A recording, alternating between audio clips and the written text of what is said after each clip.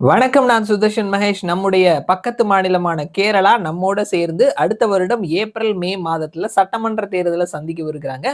கேரளாவினுடைய அரசியல் அப்படின்னு பார்த்தோம்னா, 3 விதமான முன்னணிகள் அங்க இருக்கிறாங்க. எல்டிஎஃப், யுடிஎஃப், என்டிஏ அப்படின்னு சொல்லிட்டு. எல்டிஎஃப் அப்படின்றது இடது ஜனநாயக முன்னணி. கம்யூனிஸ்டுகள் 2 கம்யூனிஸ்டுகள், அது போக அந்த மாநிலத்துல இருக்கக்கூடிய குட்டி, குட்டி கட்சிகள் அடங்கிய ஒரு முன்னணி. அதே மாதிரி யுடிஎஃப் அப்படின்ற முன்னணி காங்கிரஸ், முஸ்லீம் லீக் அங்க இருக்கக்கூடிய குட்டி, குட்டி கட்சிகள் அடங்கிய ஒரு முன்னணி. அதே மாதிரி என்டிஏ தேசிய அளவுல இருக்கக்கூடிய கூட்டணி.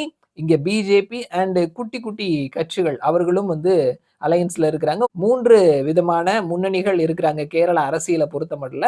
எல்டிஎஃப் அண்ட் யுடிஎஃப் 2 பேரும் மாறி, மாறி கேரளால ஆட்சி பண்ணிட்டு இருக்கிறாங்க. ஆனா, அதுல ஒரு சின்ன மாற்றமா அதிமுக தொடர்ந்து 2 முறை ஆட்சி பண்ண மாதிரி தற்பொழுது எல்டிஎஃப்பினுடைய 2வது 5 ஆண்டு நடந்துட்டு இருக்குது. ஆட்சிக்கு எதிரான அலை அப்படின்றதும் அதிகமாவே இருக்குது.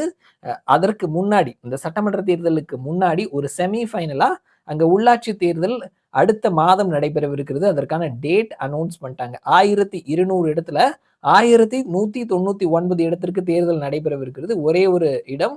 கண்ணூர் மாவட்டத்தில் இருக்கக்கூடிய மட்டனூர் முனிசிபாலிட்டி. இங்க மட்டும் 2027 செப்டம்பர் வரைக்கும் அந்த பதவிக்காலம் இருக்குது அப்படின்றதுனால அங்க மட்டும் தேர்தல் கிடையாது. 1200ல 1199 இடங்களுக்கு தேர்தல் அறிவிச்சிருக்கிறாங்க. 2 கட்டமா தேர்தல் அறிவிச்சிருக்கிறாங்க.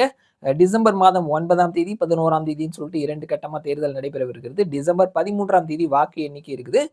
தெற்கு மற்றும் மத்திய கேரளமா இருக்கக்கூடிய திருவனந்தபுரம், கொல்லம், பத்தனம்திட்டா, கோட்டயம், இடுக்கி, ஆலப்புழா, எர்ணாகுளம் இந்த மாவட்டங்கள்ல 9ஆம் தேதி தேர்தல் நடைபெறவிருக்கிறது. திருச்சூர், மலப்புரம், வயநாடு, பாலக்காடு, கண்ணூர், காசர்கோடு, கோழிக்கோடு இந்த மாவட்டங்கள்ல 11ஆம் தேதி தேர்தல் நடைபெறவிருக்கிறது. வாக்கு எண்ணிக்கை 13ஆம் தேதி டிசம்பர் 13ஆம் தேதி காலையில 8 மணியிலிருந்து தொடங்கும் அப்படின்னு சொல்லியிருக்கிறாங்க. 1200 இடங்கள்ல 1199 இடங்களுக்கான தேர்தல். 3 முனை போட்டி மிக கடுமையாவே இருக்குது. பிஜேபியும் தற்பொழுது அங்க வளர்ந்து வந்துட்டு இருக்கிறாங்க.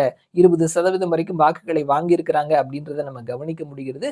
இந்த 3 முனை போட்டி, இந்த தேர்தலினுடைய முடிவுகள் அப்படின்றது மக்கள் அடுத்த சட்டசபை தேர்தல்ல யாருக்கு வாய்ப்பளிக்க போறாங்க அப்படின்ற மாதிரியான ஒரு கிராஃப் நமக்கு கிடைக்கும். அதற்கு முன்னாடி இந்த லோக்கல் பாடி எலெக்ஷன் சம்பந்தமான கருத்து கணிப்பு முடிவுகள் வந்தது அப்படின்னா, அதையும் நம்முடைய சேனல்ல பகிர்ந்துக்கிறோம்.